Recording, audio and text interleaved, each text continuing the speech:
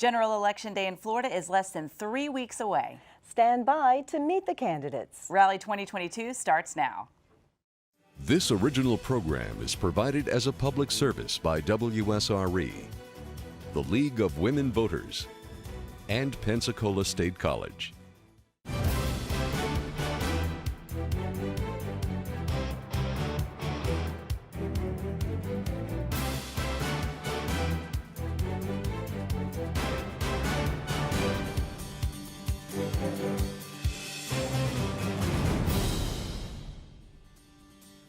Good evening and welcome to Rally 2022. I'm Molly Barrows with WSRE TV. And I'm Sandra Averhart with WUWF Public Media. Thank you for joining us for tonight's live Rally 2022 election coverage on WSRE TV, PBS for the Gulf Coast. Rally is also being simulcast on News Radio 92.3 FM and 1620 AM and live streaming at WSRE.org/live. Well, General Election Day is November 8th tonight. You will meet the candidates for U.S. Congress District 1, Florida State Senate Districts 1 and 2, and the Florida House of Representatives Districts 1 and 2. The questions that will be put before the candidates have been provided to us by committees of the Pensacola Bay Area League of Women Voters and the League of Women Voters of Okaloosa and Walton counties. The candidates have not seen the questions. In each race, they will each be asked the same questions and they will have 45 seconds to respond. At the conclusion of the question and answer session, each candidate will have 45 seconds also to deliver a closing statement. Our candidates are seated in and will be introduced in alphabetical order. We begin tonight with the race for U.S. Congress District 1. This congressional district includes Escambia, Santa Rosa, Okaloosa, and Walton counties, and a portion of Holmes County. There are two candidates on the ballot, one Republican and one Democrat. They are seated in and will be introduced in alphabetical order. The first candidate is Mr. Matt Gaetz of Fort Walton Beach. And seated next to him is Miss Rebecca Jones. She resides in Gulf Breeze. Candidates, welcome to you. We thank you for joining us on Rally. Molly and I will be alternating asking questions in this race. And of course, we're starting alphabetically with Mr. Gaetz. The first question to you, sir. Do you support passage of federal voting rights legislation to provide national standards for voter registration and access to the ballot, and why or why not? I don't, because I don't believe that we ought to federalize our elections. In Florida, we used to be the laughingstock of the country. We had the hanging Chads and the dimpled Chads, but when Ron DeSantis became our governor and appointed me as the chairman of his transition, we endeavored to fire the supervisors of elections in South Florida who could not run clean elections. You don't want these decisions made in Washington, because there we hear crazy arguments like voter ID is racist. We know far better than that in Florida. Now we're a model for the country, and we certainly have the leadership of Ron DeSantis to thank, and I was glad to play a major role in that process to ensure that we now can be a model for states that need to do better. All right, thank you. This question now to you, Ms. Jones. Do you support passage of federal voting rights legislation to provide national standards for voter registration and access to the ballot? To an extent. I think that it's important to distinguish where our shortcomings are and where we're doing well. As Mr. Gaetz said, Florida used to be a laughingstock, and the way that we handle elections is not exactly going in the right direction, given the recent raids on legally registered voters as an example. As to, I don't believe in federalizing federal elections. I think that there is certainly an argument for a decentralized system, but everyone should have access to the ballot if they're a legal U.S. citizen, 18 years of age or older. All right, thank you, Ms. Jones. And we begin with you for our next question. The country has seen an alarming increase in the number and intensity of fires, floods, droughts, and storms resulting from the effects of global climate change. What steps will you take to address this critical issue? I think it's a myriad of solutions. As a climate scientist who has dedicated my life and career to hurricanes and climate change, I know what the risks are. I have over a decade of experience in emergency response, and we need a comprehensive plan that doesn't crash our economy, but also considers the long-term cost of environmental inaction. All right, thank you, Ms. Jones. Mr. Gates, now the question to you as well. We've seen an alarming increase in the number of fires, floods, droughts, storms resulting from global climate change. What steps will you take to address this critical issue? Well, I'll say what a lot of Republicans won't. Climate change is real, and human activity contributes to climate change. And so I introduced legislation called the Green Real Deal. It doesn't unilaterally disarm the American economy like Alexandria Ocasio-Cortez and Joe Biden would do. Instead, it leverages tax incentives, investments in infrastructure, ensuring that we've got an electric grid and a system that doesn't have energy leaking off of it, and carbon capture technology now is rapidly advancing. If we could create the right incentives to do that, we could become a stronger economy, we could lead in green energy, and we wouldn't see the type of devastating economic effect that the Paris Climate Accord and other radical climate scientists have advocated for. All right, thank you, Mr. Gates. And this next question will go to you first.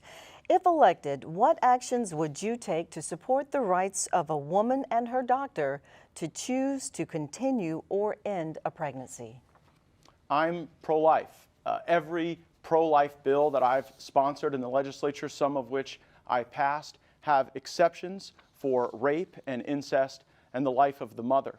I passed legislation as a state lawmaker to ensure that in Florida, we would never have the taxpayer funding elective abortions. And I would hold that view similarly at the federal level. Actually, Joe Biden used to hold that view, but he changed his perspective on the Hyde Amendment. The bills that allow abortions that Nancy Pelosi and the Democrats have brought to the floor, they would allow an abortion up to the point that the doctor is signing the birth certificate. Right now, America is, I think, far out of where the rest of the world is, and I think that a Florida-based system is better with a national standard that we could improve upon. All right, thank you. And now this question to you, Ms. Jones. If you are elected, what actions would you take to support the rights of a woman and her doctor to choose to continue or end a pregnancy? I don't like the idea of government making family planning decisions for women, whether that's contraception access, maternity care, or abortion. Mr. Gates lied. There is no such thing as an abortion while a woman is giving birth and they're signing a birth certificate. Let's at least be dealing with reality here. I know he has an issue with that. And I know a lot of voters who are watching this may not feel like this issue affects you, but the burden that society puts on women reverberates across all of our economic and social systems. The government has no business in family planning, and what a woman decides to do as a mother of 2 children should be her decision and her decision alone. It's not politics. It is whether or not you see women as individual human beings. All right, thank you, Ms. Jones. And the next question goes to you as well. The House of Representatives has a big part to play in establishing adequate, comprehensive immigration policy. What legislative changes would you recommend to ensure fair and humane immigration policy? Clearly, the system that we have in place isn't working. We're not doing anything significant to curb migrant access to our border. While a wall is ridiculous, there's certainly no reason that we can't use the digital technology and infrastructure that we have and the scientific advancements in surveillance technology to make sure that people who are coming to this country are doing so legally at the entry points where they're supposed to and are being processed in a legal way. We can't have shenanigans like what DeSantis did with those poor people and Martha's Vineyard and Don Gates' airport happening again. We're talking about a lot of women and children who are just coming here for a better life. And if that's what they're here for, they should be treated with respect and dignity. All right, thank you, Ms. Jones. Mr. Gates, the same question goes to you now. The House of Representatives has a big part to play in establishing adequate, comprehensive immigration policy. What legislative changes would you recommend to ensure fair and humane immigration policy? You know, it's not fair and humane. The system we have right now, where our border is a turnstile. Joe Biden has let millions of people into our country illegally, harming our citizens, harming our country. If you don't have borders, you don't have a country. Here's what I would do. Finish the wall, change our asylum laws so that you can't just say, I'm afraid, and then stay forever. And then you know what? We're going to need internal enforcement of our immigration laws. It's not enough just to finish the wall. We have to find every one of those Joe Biden buses or flights that drop people off in the interior of the country, and we got to track those people down and deport them. Otherwise, this nation does not have the standing in the world that it ought to. Every real serious nation has borders, and we don't have it now because Joe Biden doesn't think that much of our country. All right, thank you, Mr. Gates. This next question will go to you first. When communities are impacted by natural disasters, what type of federal aid would you support? I worked very closely with Senator Rubio, Senator Scott, Governor DeSantis, and President Trump to ensure that after Hurricane Michael, we had individual assistance and that we didn't overly burden our counties with debris removal. That meant hundreds of millions of dollars in federal assistance that didn't bankrupt those people who are on the front lines serving our communities. We also have to make sure that we rapidly rebuild any military infrastructure that is damaged. I worked closely with President Trump to ensure that we had the hundreds of millions of dollars necessary to do Tyndall rebuild, and we're actually still working on some Hurricane Sally damage at NAS Pensacola. We have to get that fixed because during my tenure as congressman for this district, the military mission has been roaring, and I have plans to make it even stronger and more robust. All right, thank you, Ms. Jones. You get this question now. When communities are impacted by natural disasters, what type of federal aid would you support? Well, just a quick fact check. Matt Gaetz lost 3 missions in his 6 years of not serving in Congress. And the Hurricane Michael response, which I actually was a response agent for, was a very difficultly managed one. Ask anybody in Panama City and Mexico Beach how that's going for them. It was a botched response from start to finish, and I would know because I was tasked with finding the bodies. And Matt Gaetz voted against recovery aid, not just for Hurricane, our most recent one in Ian, but he also voted against recovering losses for timber companies. He also voted against the American Wildfire Recovery Act. He's voted against natural disasters at every possible turn. We need rapid response teams that can put into staging areas, deliver direct energy. We have tons of plans to do this, and as the only person on the stage with experience in this realm, I'm pretty sure I can handle it. All right, we have a request for a rebuttal. Mr. Gates, 30 seconds. If you send me back to Congress, I'll keep voting against anything that is titled disaster relief, but then actually goes and does all kind of crazy pork barrel spending where things are attached to disaster relief. So if disaster relief is clean, I'll vote for it. If it has, $25 million to go redo the Kennedy Center in it, of course I'm going to vote no, because that is the swamp of Washington using disasters to actually advance their agenda, not the agendas of people who are harmed. All right, rebuttal, Ms. Jones. The Kennedy Center was damaged in a storm. That's why it was included in that bill. I just thought it was important for the viewers to understand what talking point he was falsely using here. All right, thank you, Ms. Jones, and thank you, Mr. Gates. Continuing now to our next question, Ms. Jones, we begin with you. State and local elections financial reporting requirements provide transparency of donors. However, this is not required at the federal level. Would you support requiring similar transparency of donations to political action committees? Why or why not? I think we need to completely remove what Citizens United has done to this country. I'm the only candidate in this race who's never taken PAC money, never taken lobbyist money, never taken money from Florida Power and Light. And I think the lack of transparency in finances makes people wholly distrust political electioneering, and they're right for that. I'm not rich. I didn't grow up a millionaire like him. I am doing this with grassroots fundraising. $52, is my average donation, and I don't take lobbyist money. That's difficult, but it's the way it should be done, and every single donation should have to be reported. All right, thank you, Ms. Jones. Mr. Gates, this question now to you. State and local elections financial reporting requirements provide transparency of donors. However, this is not required at the federal level. Would you support requiring similar transparency of donations to political action committees? And again, why or why not? I would go far further. I would agree with those assessments, but I think it should be illegal for federal lobbyists or federal PACs to make donations. I am the only Republican in the United States Congress today who doesn't take any money from lobbyists or PACs. And the average donation to my campaign is actually $38. I have over 100,000 donors all over the country, and all they seek from me is that I be at my best so that our country can be at our best. And that means full transparency, full disclosure, and it means getting lobbyists and PACs out of this business. I would suggest maybe the reason Ms. Jones hasn't gotten a lot of donations is that no one thinks she has a real prospect to win this race because things haven't exactly gone great for her. All right, thank you, Mr. Gates. And we do have a rebuttal, Ms. Jones. As for fundraising, we've raised more money than Matt Gaetz did during his first term in 2016, and we did it without giving myself a $500,000 loan or taking money from Koch Industries, Florida Power and Light, or their PAC Next Era, which he took out tens of thousands of dollars, which is available on the FEC website, and I encourage everyone at home to check that out. All right, thank you, Ms. Jones. And we do have another rebuttal, Mr. Gates. I have the most pristine record on this issue of any Republican in Congress. And you know what? I'm encouraging others to do the same because I've led on this issue and shown you don't have to take the lobbyist money and you don't have to take the PAC money. And it's my hope and expectation that many of the candidates that I've been traveling around the country with and working alongside will join me in the effort to reject lobbyist and PAC money. All right, thank you, Mr. Gates. All right, we do have another question, and it will go first to you, Mr. Gates. If elected, what are your top 2 legislative priorities for this upcoming term? My top legislative priority is to advance the military mission in Northwest Florida. When I was first elected at Eglin Air Force Base, we averaged 60 test sorties per year.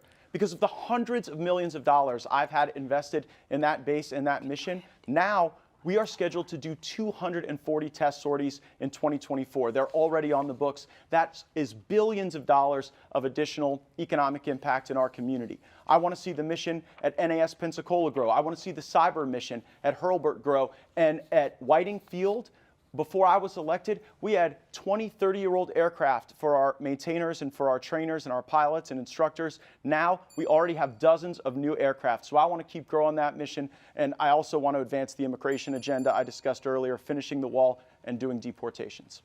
All right, Ms. Jones, that question to you. If you are elected, what are your top 2 legislative priorities for the upcoming term?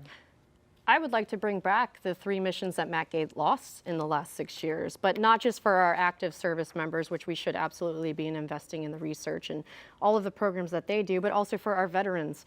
Our current facilities are inadequate. They're not getting the care that they need, especially when it comes to PTSD and toxic substance abuse. We need to get a VA hospital built here in the 1st District for the area that has the highest per capita population of veterans in the country. We've already started planning it with the Milton mayor, and she's on board, and we've got all of the steps in place. And I want to bring back some of that money, some of your tax dollars, actually back to this district to invest in infrastructure. Spending your money building a wall isn't going to help fix the 98 bridge. And we have a rebuttal, Mr. Gates.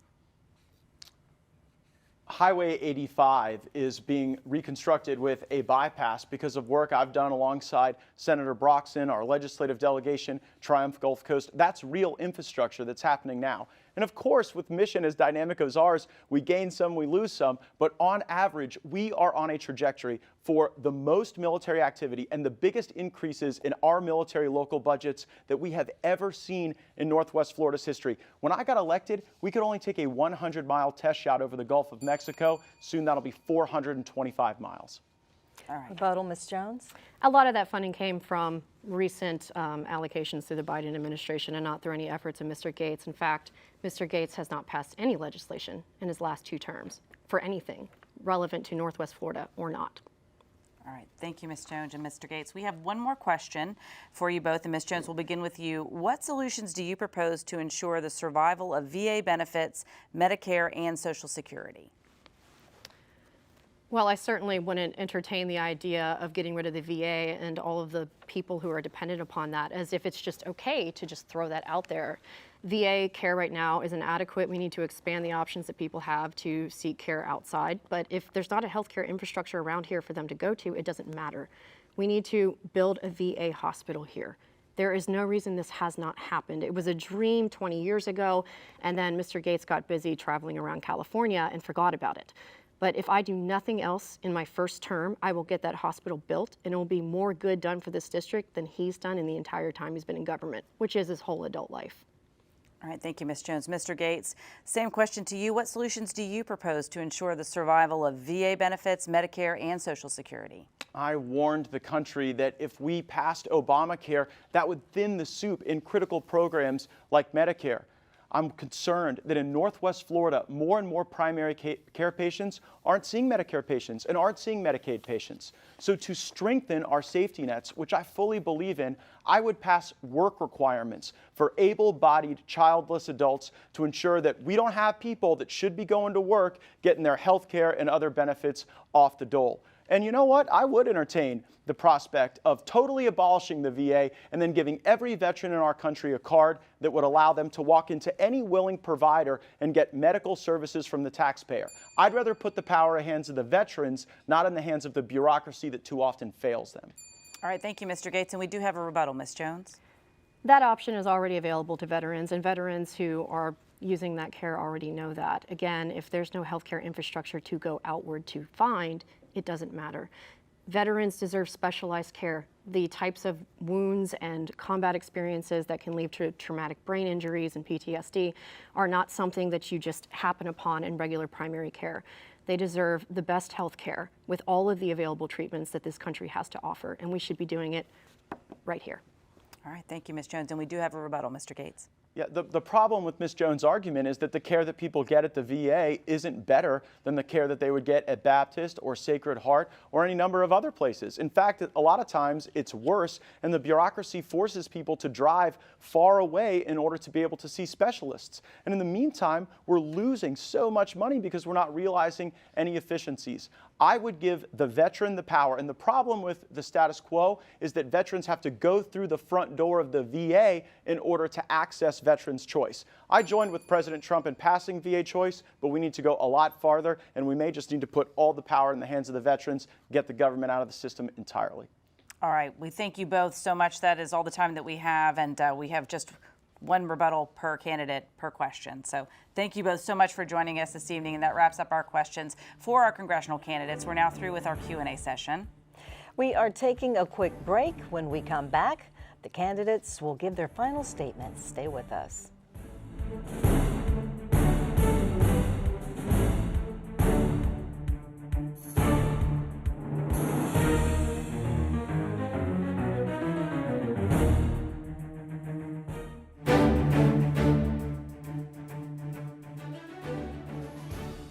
There is nothing more important to our democratic process than having an informed electorate voting on Election Day.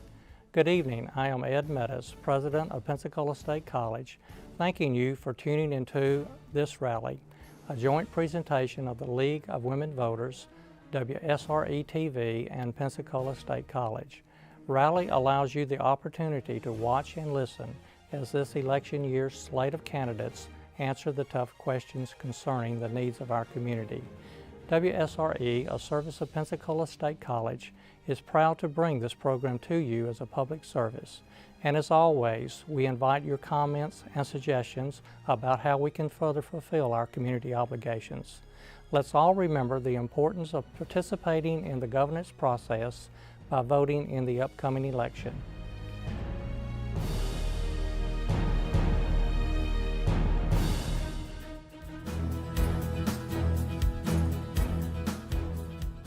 There are 3 ways to cast a ballot in Escambia County: by mail, early voting, or at your precinct on Election Day. To vote by mail, ballots must reach the Supervisor of Elections office by 7 p.m. on Election Day.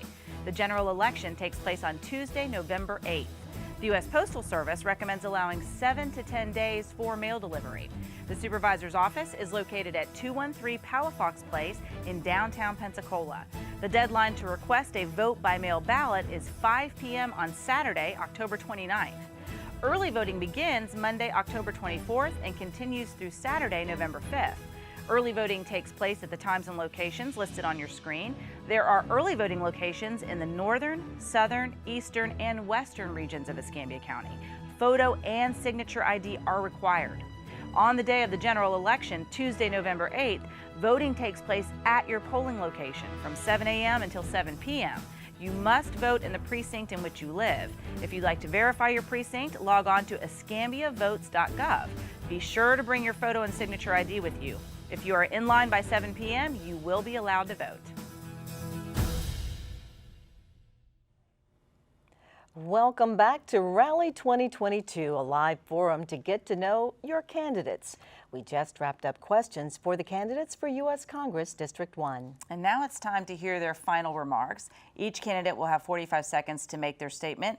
And we began with Ms. Jones on the last question, so concluding statements will begin with Mr. Gates. Mr. Gates? 44% of all voters nationally rate inflation and the economy as the thing they're most worried about, and we didn't get a single question about inflation tonight, so I wanted to take this time to tell you what I will do. Stop spending money we don't have, stop borrowing money from China to send it to Ukraine, stop paying people who are able-bodied not to work, and then unleash American energy.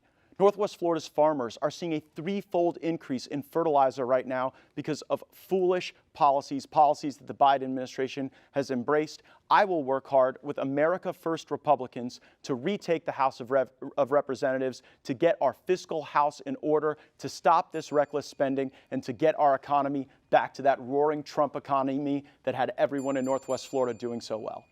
All right, thank you, Mr. Gates. Ms. Jones?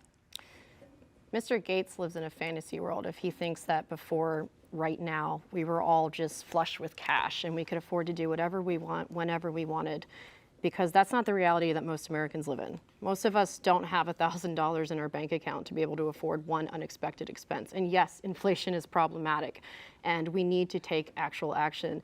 But Mr. Gates has had 3 terms to do something, and he's chosen not to do anything. He's chosen not to even show up most of the time. And when he does, he votes against things like capping insulin costs at $35 per month. He voted against almost every single sex trafficking bill that was ever brought to Congress. And the hyper-partisanship that he's pushing, it's going to destroy this country long before capping insulin rates will. All right, thank you, candidates. We are taking a short break. When we come back, we'll meet the candidates for Florida Senate Districts 1 and 2. Rally 2022 election coverage continues right after this.